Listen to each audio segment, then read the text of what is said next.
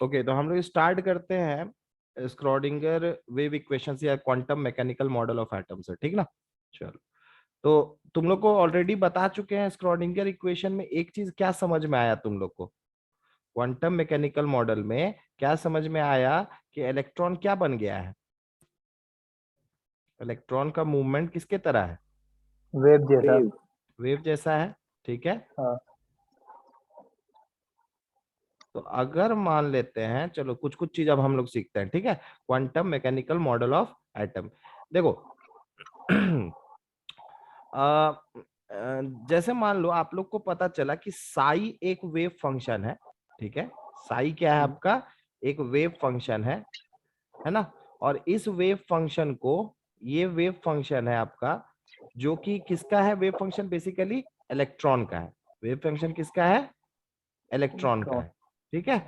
अब क्या है कि साई के वैल्यूज से हमको डायरेक्टली नहीं पता चलता है कि क्या बोलते हैं कि इलेक्ट्रॉन का प्रोबेबिलिटी कहाँ पे है। बेसिकली साई का स्क्वायर से पता चलता है, ठीक है। मॉड ऑफ साई स्क्वायर जो होता है, ये बताता है हमें क्या कहते हैं, probability of finding the electrons. मेरे ख्याल से ये सब बता चुके हैं ना,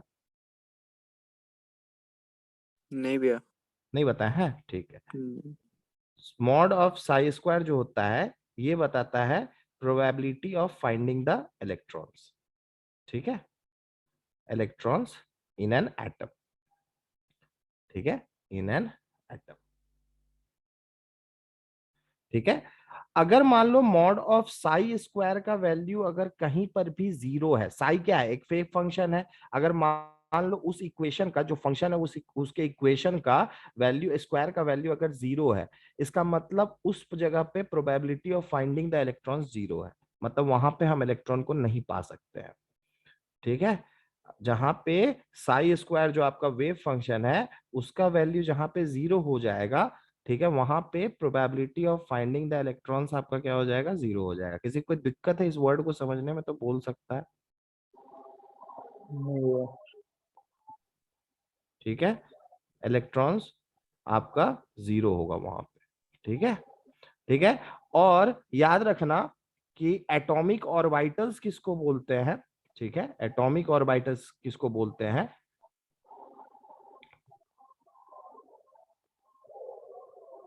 एटॉमिक ऑर्बिटल्स किसको बोलते हैं, ठीक है। तो इसको याद रखिएगा, the the place in an atom, the place in an atom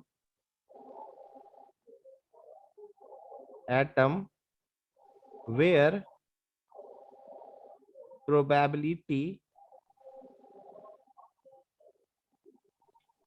probability of finding the electron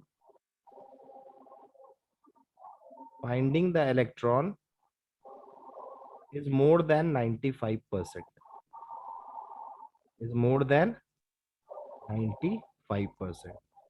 इसको बोलते हैं आपका एटॉमिक ऑर्बिटल्स। मतलब एटम में वो जगह जहां इलेक्ट्रॉन को फाइंड करने का प्रोबेबिलिटी 95% से ज्यादा है, उसको एटॉमिक ऑर्बिटल्स बोला जाता है, ठीक है। अब देखो एक चीज समझ लो बेसिकली एटॉमिक ऑर्बिटल्स जो है खुद एक वेव है, ठीक है। हम लोग कैसे बताते हैं, ये एटॉमिक ऑर्बिटल ही हम लोग का क्या है, वेव है, जो इलेक्ट्रॉन बना रहा है, ठीक है। जहां पे इलेक्ट्रॉन को फाइंड करने का प्रोबेबिलिटी 95% से ज्यादा है। अच्छा, और ये वेव जो है, ये वेव किस चीज का फंक्शन है,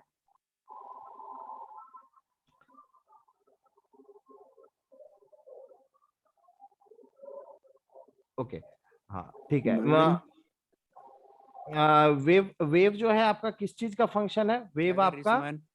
एनर्जी का फंक्शन है, ठीक है। वेव आपका किस चीज का फंक्शन है, एनर्जी का फंक्शन है। किस चीज का energy, total energy of electron का, इसी का फंक्शन है। ये चीज में तो किसी कोई दिक्कत नहीं है। किस पे डिपेंड करता है, साई का वैल्यू, साई का वैल्यू एनर्जी पे ही ना डिपेंड करता है। जो इक्वेशन आप लोग को स्क्रोडिंगर इक्वेशन बताए थे, उसमें साई किस चीज पे डिपेंड करता था, टोटल एनर्जी ऑफ इलेक्ट्रॉन पे, ठीक है। ये इस चीज पे डिपेंड करता है, ठीक है।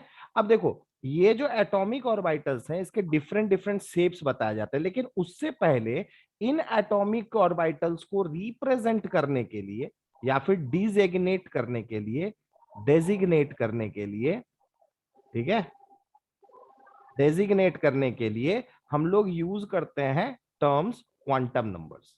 ठीक है, कुछ नंबर्स हैं, सेट ऑफ नंबर्स जिसको हम लोग यूज करते हैं, जिसको क्वांटम नंबर्स बोला जाता है। Quantum numbers are those numbers which is use to designate the atomic orbitals, मतलब एटॉमिक ऑर्बिटल्स को समझाने का तरीका है एक तरह से आपका क्वांटम नंबर्स। ठीक है, quantum the set of numbers which is use to designate atomic orbitals, मतलब एटॉमिक ऑर्बिटल्स को किस तरह से, जैसे हम लोग अपना है, इंसान है तो अपने नाम से जानते हैं, तो इसी तरह एटॉमिक ऑर्बिटल्स को कैसे जाना जाएगा, उसी को डेजिग्नेट करने का उपाय है क्वांटम नंबर्स। तो क्वांटम नंबर्स के बारे में थोड़ा तुम लोग को समझा देते हैं, पहले इस चीज को ध्यान रखना, ठीक है ना।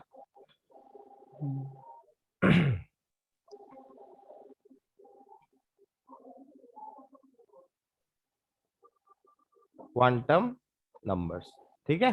अच्छा, क्वांटम नंबर्स में सबसे पहला है principal quantum number.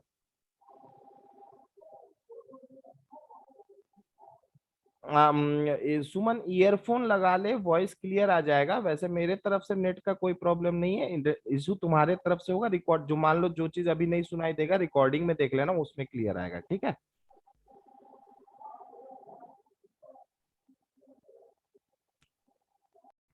Okay,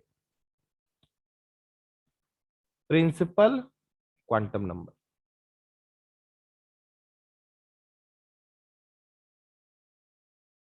principal quantum number क्या है, ये थोड़ा अच्छे से समझ लो पहले। तो प्रिंसिपल क्वांटम नंबर का काम क्या क्या है, देखो। प्रिंसिपल क्वांटम नंबर आपका एनर्जी बताने के काम आता है, एनर्जी ऑफ ऑर्बिटल्स बताने के काम आता है। ठीक है, एनर्जी बताने का काम आता है किसका, ऑर्बिटल्स का। एक तरह से हम लोग एनर्जी का ऑर्डर इससे बता सकते हैं। ठीक है, दूसरा ये सेल्स के बारे में बताता है। ठीक है, सेल्स, बेसिकली इस सेल्स को जो बोर थे, नील बोर, वो ऑर्बिट के नाम से जानते थे। इसी सेल्स को ऑर्बिट के नाम से जानते थे। तो ये सेल्स बताता है, जैसे आप के एल सेल जो जिसको पढ़े थे, बस उस वही चीज है, बस इसमें नंबर्स के थ्रू बताया जाता है। जैसे के सेल के लिए n बराबर 1 फर्स्ट एनर्जी लेवल, फिर सेकेंड एनर्जी लेवल, उस तरीके से। ठीक है, तो principal quantum number, principal quantum number को हम लोग स्मॉल एन से डिनोट करते हैं। ठीक है, देखो होता क्या है, हम तुम लोग को थोड़ा समझाने की कोशिश कर रहे हैं। देखो सेल्स होता है, सेल्स में सब सेल्स होता है। ठीक है, सब सेल्स होता है, सब सेल्स में एटॉमिक ऑर्बिटल्स होते हैं। ठीक है, एटॉमिक ऑर्बिटल्स होते हैं, और एटॉमिक ऑर्बिटल्स में आपके इलेक्ट्रॉन्स होते हैं। क्लियर है, फिर से जान लो। सेल्स होता है, सेल्स में सब सेल्स होता है, सब सेल्स में एटॉमिक ऑर्बिटल्स होते हैं, और एटॉमिक ऑर्बिटल्स में इलेक्ट्रॉन्स होते हैं। ठीक है, ये सेल्स को, ये सब सेल्स को हम लोग एनर्जी लेवल्स इन्हीं को बोलते हैं, या फिर एटॉमिक ऑर्बिटल्स को। ये तीन चीज जो आपका है, ये एनर्जी लेवल्स है। ठीक है, ये किसके काम आता है, ये सब एनर्जी लेवल्स बताने के काम आता है। एनर्जी लेवल्स का मतलब हुआ एटॉमिक ऑर्बिटल्स। कौन सा ऑर्बिटल्स, क्योंकि हर एक, आपको जैसा कि बताया, ये पिछले वाले में क्या समझ में आया, पिछले वाले में समझ में आया कि जो आपका एटॉमिक ऑर्बिटल्स है, वो जो वेव है, वो वेव कुछ नहीं है, वेव एनर्जी के थ्रू ही हम लोग उस वेव को जानते हैं, डिफाइन किए हैं। ठीक है, तो इसीलिए उन वेव्स को या फिर एटॉमिक ऑर्बिटल्स को ही हम लोग एनर्जी लेवल्स के नाम से जानते हैं। लेकिन अब प्रिंसिपल क्वांटम नंबर जो है, ये सिर्फ आपका सेल्स के बारे में बताता है, एटॉमिक ऑर्बिटल्स या फिर सबसेल्स के बारे में ये डायरेक्टली नहीं बताता है। ठीक है, जैसे कि आपका एन, एन का वैल्यू देखो, फर्स्ट एनर्जी लेवल, सबसे लोएस्ट एनर्जी लेवल का एन का वैल्यू 1 होता है, और अकॉर्डिंगली बढ़ते चलता है। मतलब सेकंड नंबर पे जो होगा उसका 2, थर्ड नंबर पे जो होगा उसका 3, ठीक है, फोर्थ नंबर पे जो होगा उसका एन बराबर 4। ठीक है, ये हुआ आपका सेल्स, ये हो गया फर्स्ट सेल। ठीक है, ये आपका सेकेंड सेल। ठीक है, ये आपका थर्ड सेल, और ये आपका फोर्थ सेल। किसी कोई डाउट है यहां तक तो पूछो, किसी कोई डाउट है यहाँ पे, पूछ सकते हो। जा रहे सब गूंगा बहरा हो गया है, क्या रे। नहीं भाई, डाउट नहीं। नहीं सर, नहीं डाउट, ठीक है। यहाँ तक क्लियर है ना, ठीक है। हाँ, अब देखो, अब ये सेल्स बता दिए। अब देखो नेक्स्ट क्या है, नेक्स्ट है आपका energy of orbital. Sales basically ये साइज ऑफ ऑर्बिटल्स को भी एक तरीके से बताता है। ठीक है, साइज ऑफ ऑर्बिटल्स को भी डिफाइन करता है। कहने का मतलब ये है, इसको थोड़ा समझ लो। देखो एनर्जी कैसे बताया, तो हमने एनर्जी का ऑर्डर बताया। कहने का मतलब जो पहला सेल होगा उसकी एनर्जी सबसे कम, दूसरा का उससे ज्यादा, तीसरा का उससे ज्यादा, चौथा का उससे ज्यादा, इसी तरह बढ़ते चल जाएंगे। पांचवा जो सेल होगा उसका ज्यादा होगा, ठीक है। और साइज का भी सेम चीज है, जो सबसे पहला सेल होगा उसका साइज सबसे छोटा होगा। मतलब फर्स्ट सेल में जो ऑर्बिटल्स होंगे वो सबसे छोटे होंगे, सेकंड सेल में जो ऑर्बिटल्स होंगे वो उससे बड़े होंगे, थर्ड सेल में जो ऑर्बिटल्स होंगे वो उससे बड़े होंगे। ठीक है, क्लियर है सबको? Is it clear everyone? हाँ भैया। ठीक ना, चलो। Yes sir. ओके, तो अब इसमें हम लोग नेक्स्ट देखते हैं दूसरा। दूसरा है अजीमुथल क्वांटम नंबर। ठीक है, दूसरा है अजीमुथल क्वांटम नंबर। ठीक है, अजीमुथल क्वांटम नंबर, ठीक ना। अजीमुथल क्वांटम नंबर क्या है, इसको समझते हैं। देखो, इसको हम लोग स्मॉल एल से डिनोट करते हैं। ठीक है, इसको हम लोग स्मॉल एल से डिनोट करते हैं। ये है क्या, ये क्या क्या बताता है? देखो, एक बात समझ लो कि अगर हम लोग वन इलेक्ट्रॉन स्पीसीज के बारे में बात करें, जो नील बोर बात करते थे। ठीक है, नील बोर के कौन किसके लिए मॉडल था बोला? एच और एच हाइड्रोजन। लाइक, एच हाँ, plus H one like. Electron one electron species के लिए था ना। तो अगर हम लोग वन इलेक्ट्रॉन स्पीसीज के लिए बात करेंगे, एटम्स के लिए, ठीक है, वन आवाज नहीं आ रहा भैया।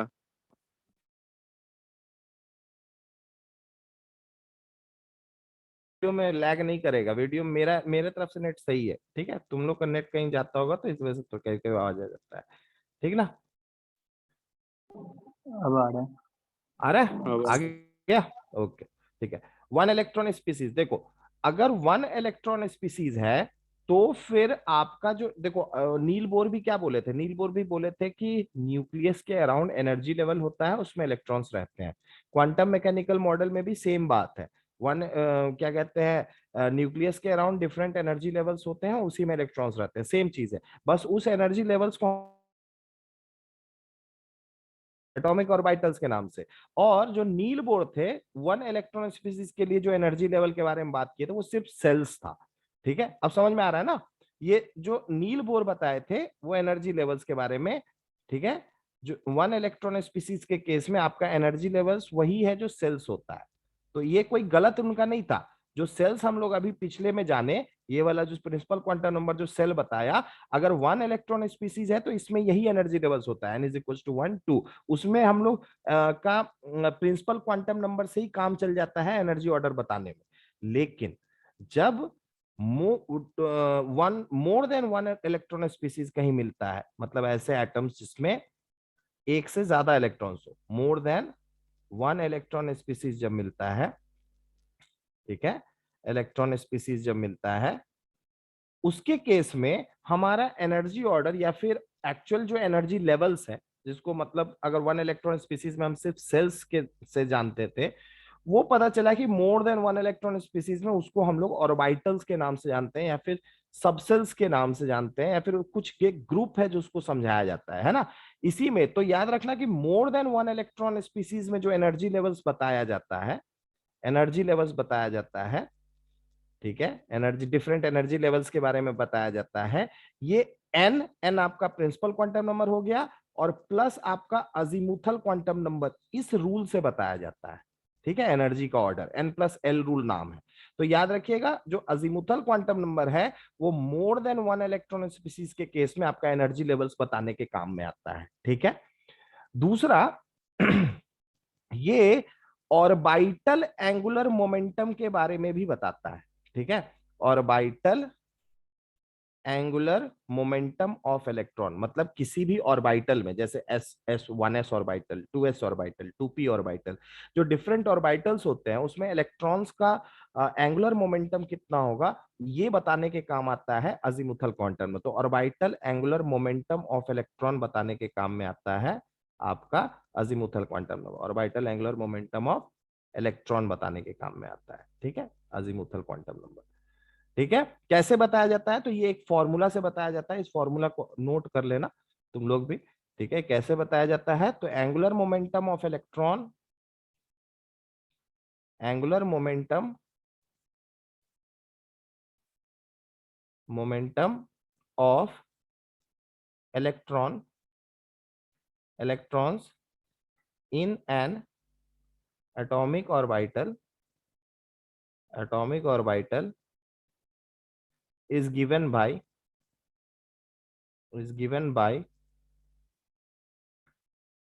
is equals to root over L into L plus 1 H by 2 pi. ये वैल्यू होता है जहां पे आपका जो L है ये आपका अजीमुथल क्वांटम नंबर है। ठीक है, this is your azimuthal quantum number. ठीक है, अजीमुथल क्वांटम नंबर। ठीक है, अजीमुथल क्वांटम नंबर। और क्या क्या यूज है? तो अजीमुथल क्वांटम नंबर बेसिकली हमें सबसेल्स के बारे में बताता है। किसके बारे में बताता है? सबसेल्स के बारे में बताता है। सबसेल्स कैसे बताता है? तो देखो, एल का वैल्यू अगर 0 है इसका मतलब होता है एस सबसेल। एल का वैल्यू अगर 1 है तो इसका मतलब होता है पी सबसेल। एल का वैल्यू अगर 2 है इसका मतलब होता है डी सबसेल। एल का वैल्यू अगर 3 है इसका मतलब होता है F subshell.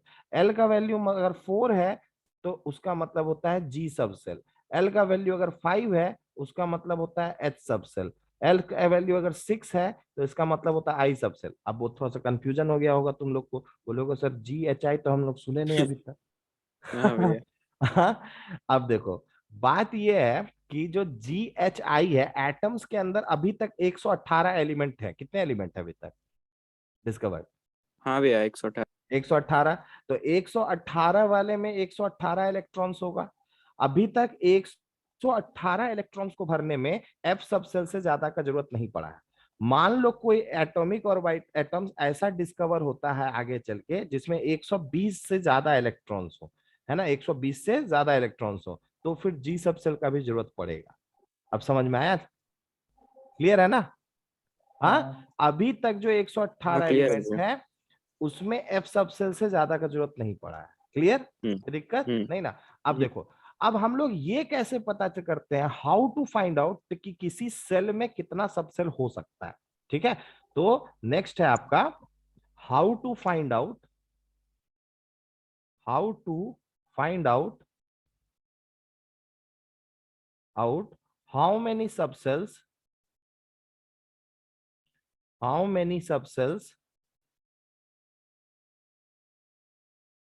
are there in a particular cell,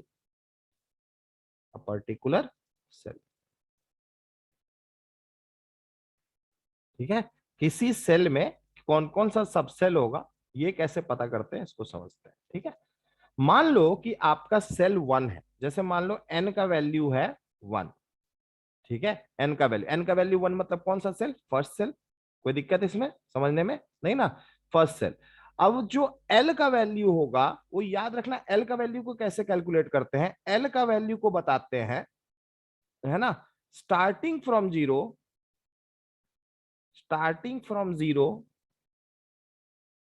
zero, count as many times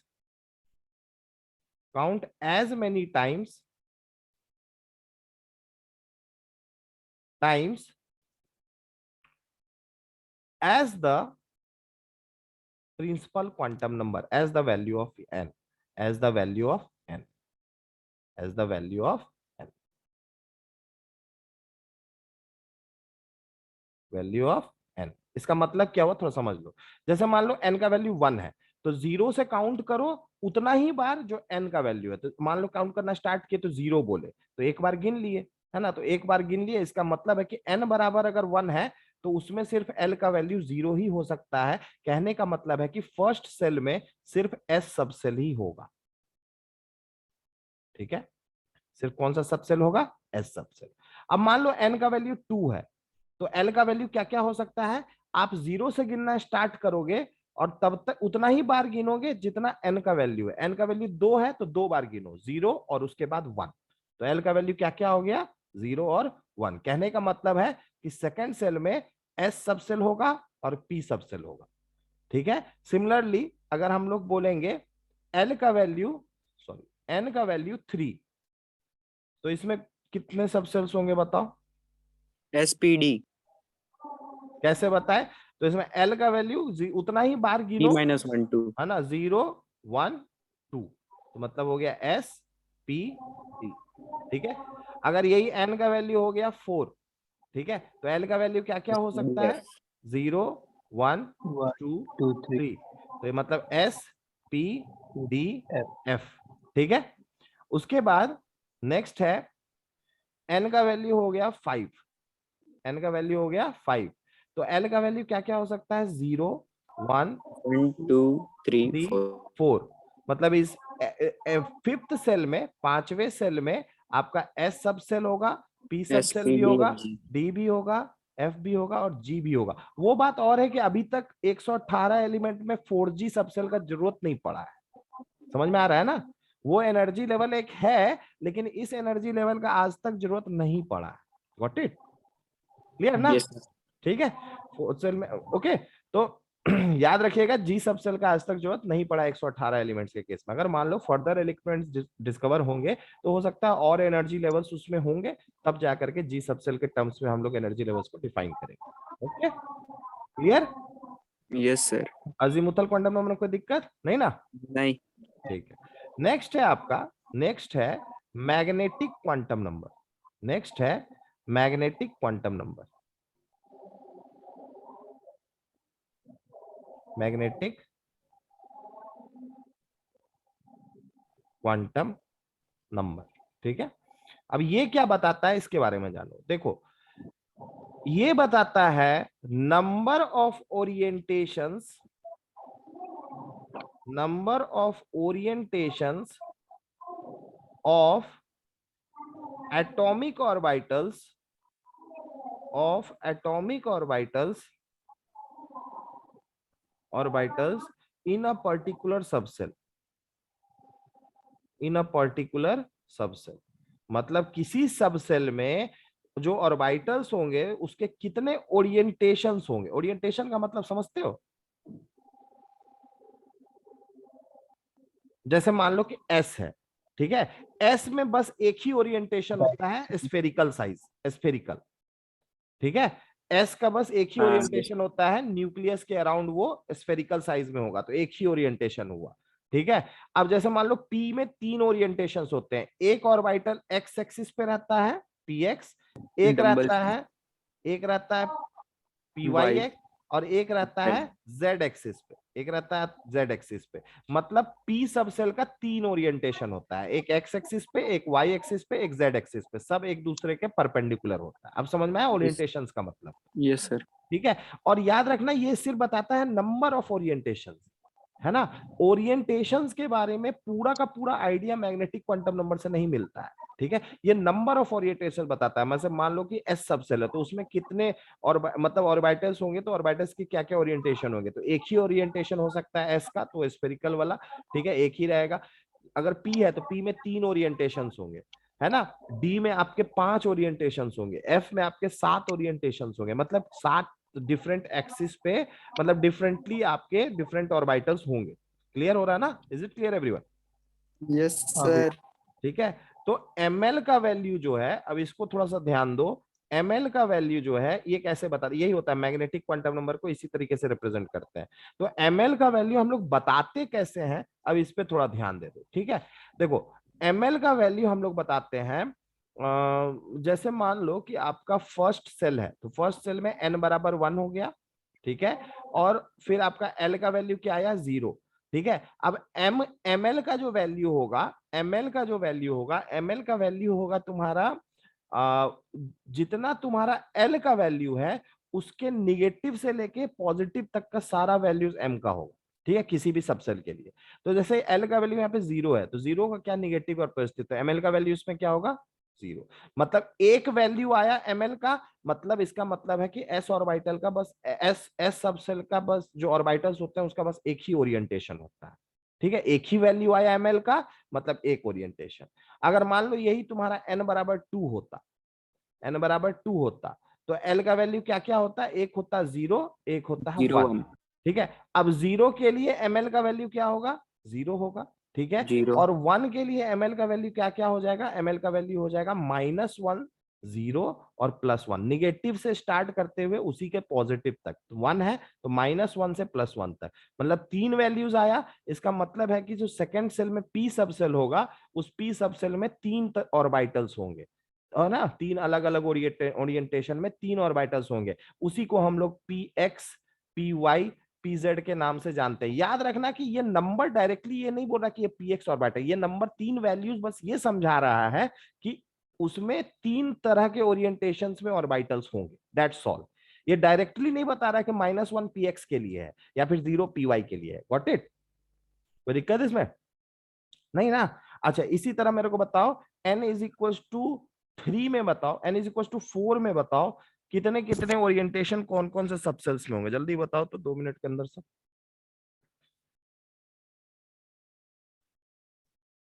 बताइए जी, समझ में आया सबको?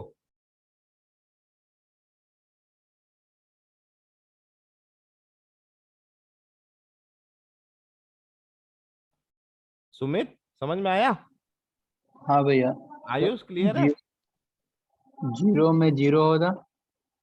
0 में मतलब फोर्थ में, ऐसे मत बोलो, इसको बोलो 0 मतलब फोर्थ सेल में एस सब सेल में एक ऑर्बिटल, ठीक है, हाँ। एक P में ऑर्बिटल होगा। पी में आपका 3 -1 0 3 वैल्यूज आया, मतलब 3 ऑर्बिटल्स होगा, अलग अलग ओरिएंटेशंस पे, अलग अलग हाँ। एक्सिस पे ओरिएंटेटेड होगा।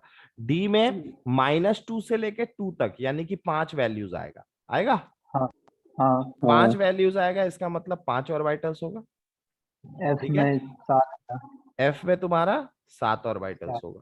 अब समझ में आया एमएल का वैल्यू क्या बताता है? Is it clear? हाँ भैया। ठीक है, तो एसपीडीएफ समझ में आ गया, ठीक है। हाँ। ओके, नेक्स्ट तुम्हारा मैग्नेटिक क्वांटम नंबर भी हो गया। तो मैग्नेटिक क्वांटम नंबर, अब देखो जो स्क्रोडिंगर इक्वेशन है वो एटॉमिक ऑर्बिटल्स के बारे में बताता है। किसके बारे में बताता है? एटॉमिक ऑर्बिटल्स के बारे में।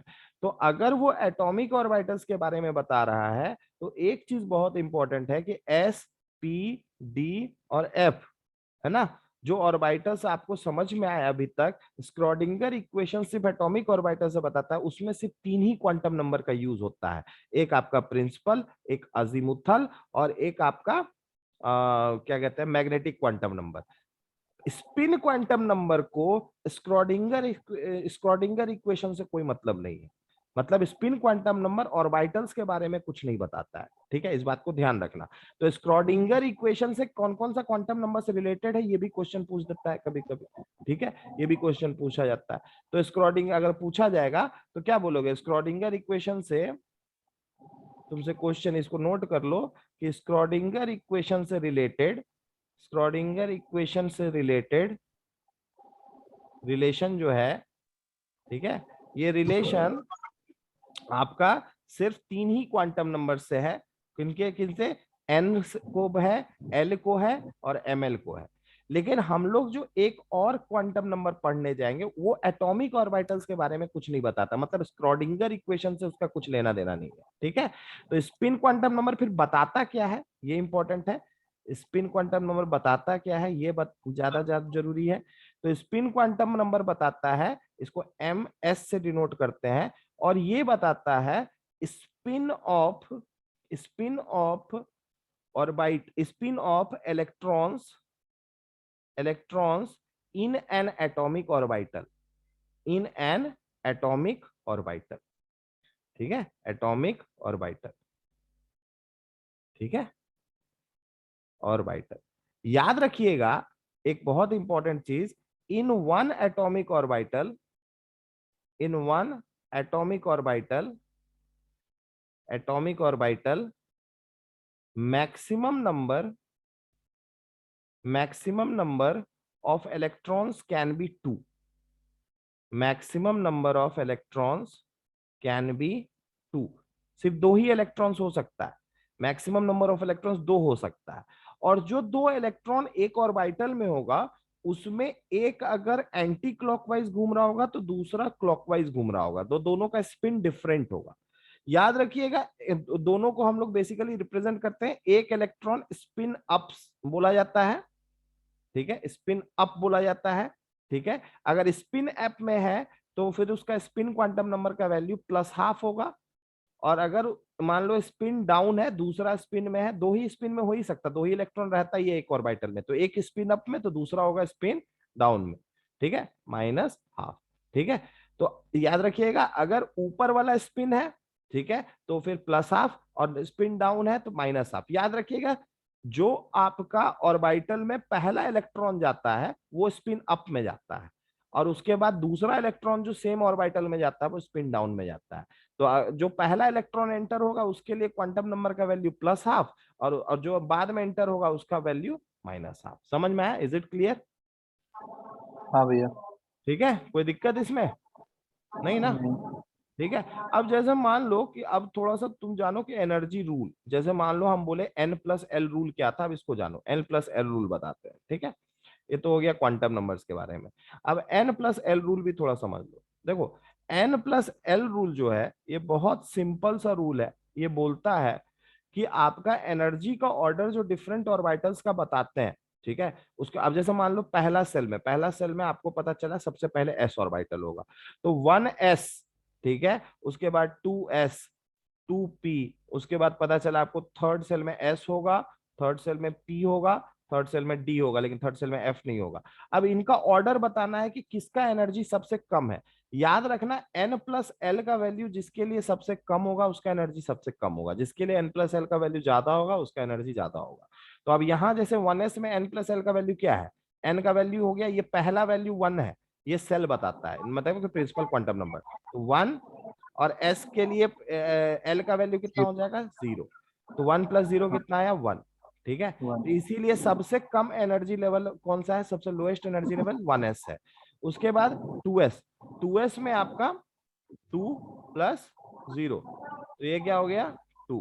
उसी तरह 2p में आपका 2 + 1, ठीक है, तो ये हो गया 3। इसी तरह आपका 3 + 0 3। अब बोलोगे सर N+L का वैल्यू दोनों में 3 ही आया, ठीक है, अब दोनों में 3 आया, इसके कंडीशन में क्या है कि जहां पे आपका किसी दो ऑर्बिटल के लिए अगर N+L का वैल्यू सेम आता है तो फिर जिसका n का वैल्यू कम होगा उसका एनर्जी कम होगा। तो n का वैल्यू किसका कम है 2, ठीक है, हाँ, तो यानी कि 2p में 2p का एनर्जी 3s से कम होगा। सिमिलरली 3p के लिए आपका 3 + 1, 3 + 1 कितना हो गया 4। 3d के लिए हो गया 3 + 2 5। अच्छा, इसके बाद आप 4s होगा, तो 4s के लिए क्या होगा 4 + 0 4 होगा। हाँ, अब देखो 3d के लिए 5 है और 4s के लिए 4 है, किसका एनर्जी कम होगा 4s का। तो इसीलिए पहले 4s। इसीलिए पहले 4s में इलेक्ट्रॉन जाता है, फिर 3d में इलेक्ट्रॉन जाता है। अब समझ में आया?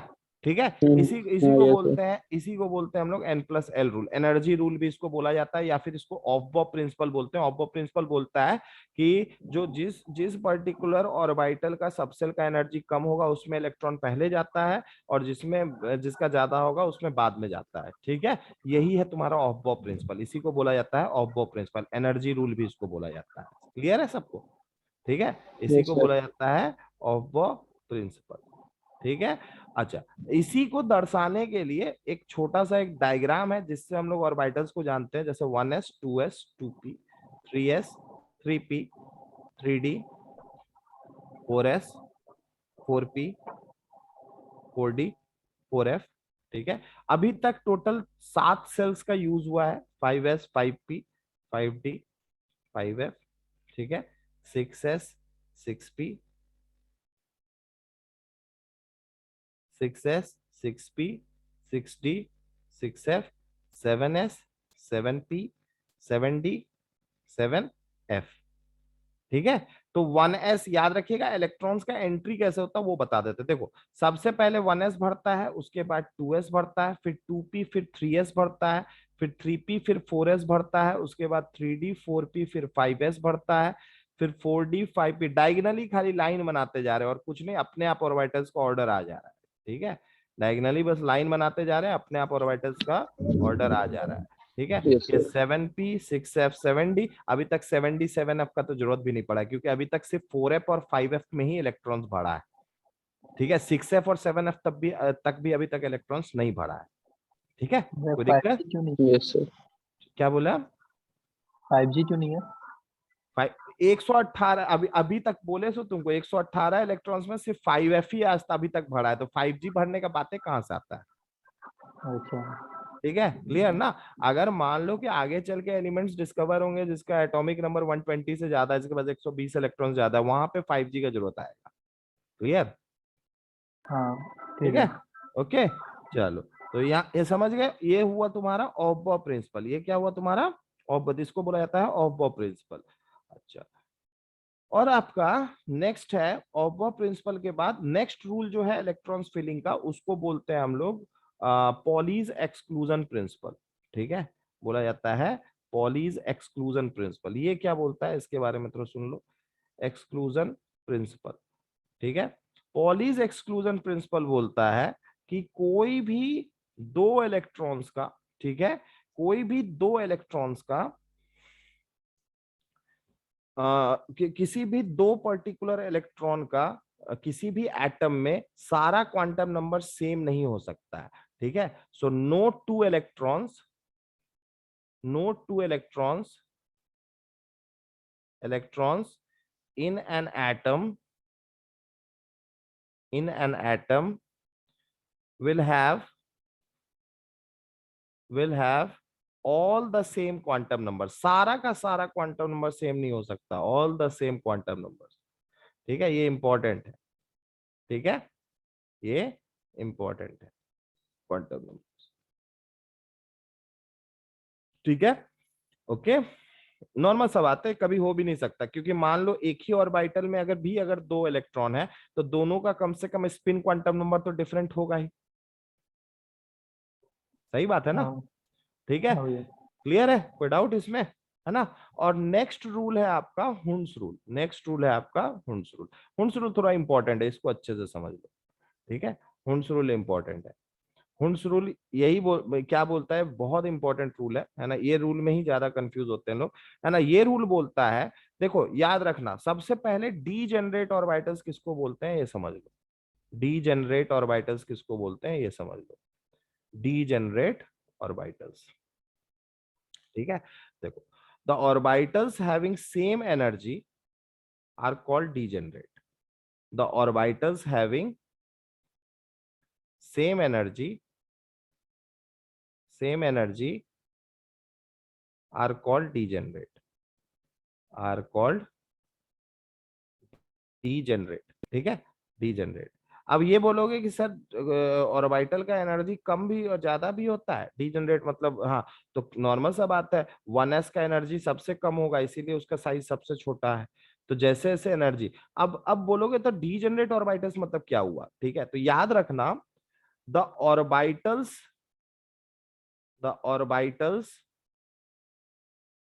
Orbitals of D F and p orbitals, subcells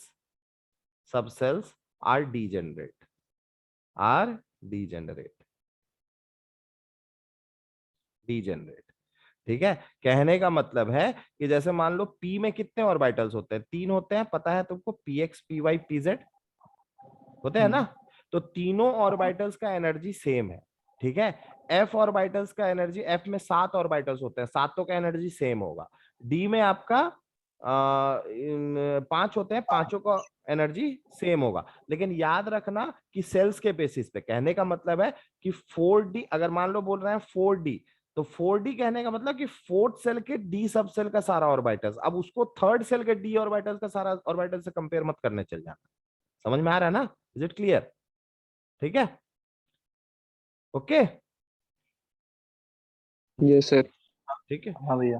हाँ, तो अब देखो, ये अब हुंस रूल क्या बोलता है? हुंस रूल बोलता है कि डी जनरेट ऑर्बिटल्स में, जो डी जनरेट ऑर्बिटल्स है, उसमें सारा इलेक्ट्रॉन्स पहले स्पिन अप में चला जाता है। ठीक है, उसके बाद फिर इलेक्ट्रॉन्स स्पिन डाउन में भरता है, स्पिन डाउन में भरता है। ठीक है, ये इंपॉर्टेंट है। पहले सारे ऑर्बिटल जितने डी, मान लो जैसे 3 ऑर्बिटल्स हैं पी के, जैसे 3 ऑर्बिटल्स है पी के, तो जब इलेक्ट्रॉनिक कॉन्फ़िगरेशन करोगे तो सारे में पहले पॉजिटिव स्पिन वाला इलेक्ट्रॉन जाएगा, उसके बाद फिर निगेटिव स्पिन वाला इलेक्ट्रॉन जाएगा। यही ये लॉ का कहना है। Now you got it? हाँ ठीक है। भैया। Yes, sir. जैसे एक एग्जांपल देते हैं, नॉर्मल सा एक एग्जांपल ले लो। जैसे मान लो आप जैसे मान लो ऑक्सीजन, ठीक है। ऑक्सीजन का एटॉमिक नंबर कितना हुआ? 8, Hmm. ठीक है, 8 हुआ। अब इसका इलेक्ट्रॉनिक कॉन्फ़िगरेशन देखो, एक एक ऑर्बिटल में एक इलेक्ट्रॉन, तो 1s सबसे पहले 1s में कितने ऑर्बिटल्स होते हैं? एक ही होते हैं। तो 1s सबसेल में एक ही ऑर्बिटल हुआ, तो एक ही ऑर्बिटल में 2 इलेक्ट्रॉन चला गया, ठीक है। अब उसके बाद 2s एस में फिर इसमें एक ही ऑर्बिटल होगा, 2 इलेक्ट्रॉन चला गया। अब 2p में कितने ऑर्बिटल्स होंगे? 3 ऑर्बिटल्स। तो थोड़ा ध्यान देना यहाँ पे। अब 3 ऑर्बिटल्स पहले इस तरीके से डब्बा डब्बा बना लेना, उसके बाद देखना 1 2 3 4 ये इलेक्ट्रॉन इस तरीके से भरेगा। तो अगर बोलोगे 2px, तो यहाँ पे बहुत लोग क्या हो जाएगा ना, बहुत लोग यहाँ पे भरने में इस तरीके से कर देगा कि भाई 3 ऑर्बिटल्स हैं तो चलो पहले इसमें गया, फिर ऐसे गया, फिर ऐसे गया, फिर ऐसे गया, ऐसे भरने लग जाएगा। ऐसे नहीं भरना, पहले स्पिन अप वाला सब में भरता है, फिर स्पिन डाउन वाला भरता है डी जनरेट ऑर्बिटल्स के केस में, मतलब पी सबसेल में, डी सबसेल में और एफ सबसेल में। ये इंपॉर्टेंट है, ये क्वांटम नंबर्स बताने के काम में आता है। जैसे हम तुमको बोले अभी कि बताओ ऑक्सीजन के 7वें इलेक्ट्रॉन का सारा क्वांटम नंबर्स बताओ, ठीक है। तो अब 7वां इलेक्ट्रॉन देखो, यहाँ पे 2 2 4, अच्छा पी में देखो, ये होगा आपका 5वां, ये होगा 6ठा, ये होगा 7वां, ठीक है। तो 7वां हुआ, तो अब एन का वैल्यू क्या हो गया? 2, ठीक है। एल का वैल्यू क्या हो गया? 1। ml का वैल्यू क्या हो गया?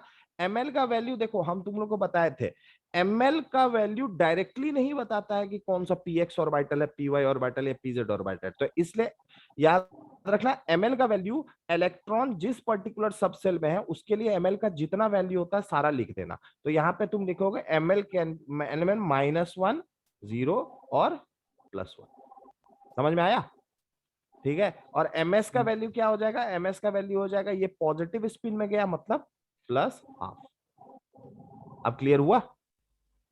हाँ ठीक है। Is it clear everyone? हाँ भैया। सबका क्लियर हुआ? हाँ ठीक है। तो फिर मेरे ख्याल से आज इसका प्रैक्टिस करो, 2-4 क्वेश्चंस अपने से किसी भी एटम का जिसका इलेक्ट्रॉनिक कॉन्फ़िगरेशन, जितने नंबर ऑफ इलेक्ट्रॉन्स तुम लोग को पता है उसमें इलेक्ट्रॉन फिलिंग करके, कम से कम आज एक काम करो 30 एटॉमिक नंबर तक, 30 एटॉमिक नंबर तक, ठीक है, एटॉमिक नंबर तक तुम लोग इस तरीके से इलेक्ट्रॉनिक कॉन्फ़िगरेशन को लिखना सीखो, ठीक है। और कुछ क्वेश्चंस अभी दे दे रहे हैं, जैसे दे दे रहे हैं, इसको ध्यान में रखना, इसको नोट कर लो। जैसे मान लो एक क्वेश्चन तुम लोग अभी ये बना लो, क्लोरीन का 15वां इलेक्ट्रॉन का, 15th इलेक्ट्रॉन का सारा क्वांटम नंबर्स बताओ जल्दी से, ठीक है, क्लोरीन का। उसके बाद आर्गन का, आर्गन का 11th इलेक्ट्रॉन का सारा क्वांटम नंबर बताओ, ठीक है। ये 2 क्वेश्चन अभी बना लो। अब बाकी इस तरह का क्वेश्चन करना, और 30 एटॉमिक नंबर तक कम से कम आप लोग पीरियड इलेक्ट्रॉनिक कॉन्फ़िगरेशन लिखना। पहले क्लोरीन का बताओ, 15th इलेक्ट्रॉन और 11th इलेक्ट्रॉन का।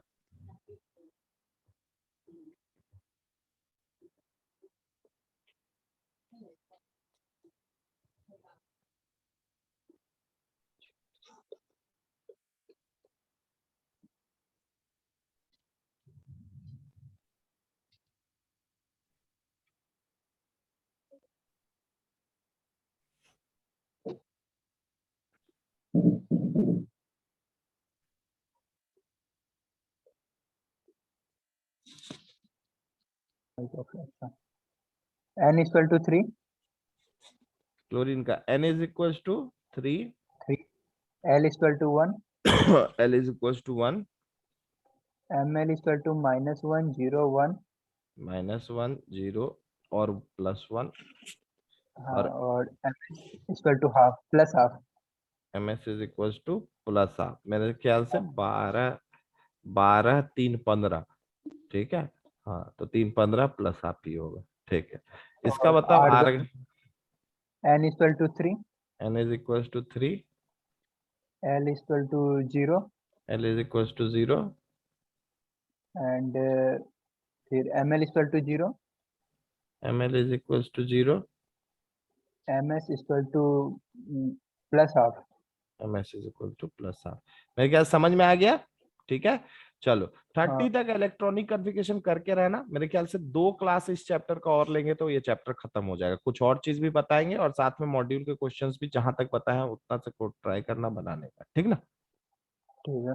ठीक है, चलो। और नेक्स्ट क्लास जो होगा वो आप लोगों का टाइमली होगा। अगर किसी तरह का चेंजेस होगा टाइम में तो हम बता दिया करेंगे। कोशिश करेंगे कि जितना क्लास होके उतना ज्यादा से ज्यादा ले ले, ताकि तुम लोग का 11 ट्वेल्थ टाइमली स्टार्ट कर देंगे। अगर मान लो 12th हम स्टार्ट करते हैं तो अप्रैल से स्टार्ट कर देंगे। 11th जहां तक होगा नहीं मतलब है 12th, लेकिन स्टार्ट कर देंगे क्योंकि नेक्स्ट ईयर बोर्ड पहले इंपॉर्टेंट है। ठीक है, ठीक ठीक है। ठीक है, ओके, चलो तो बाय बाय। बाय।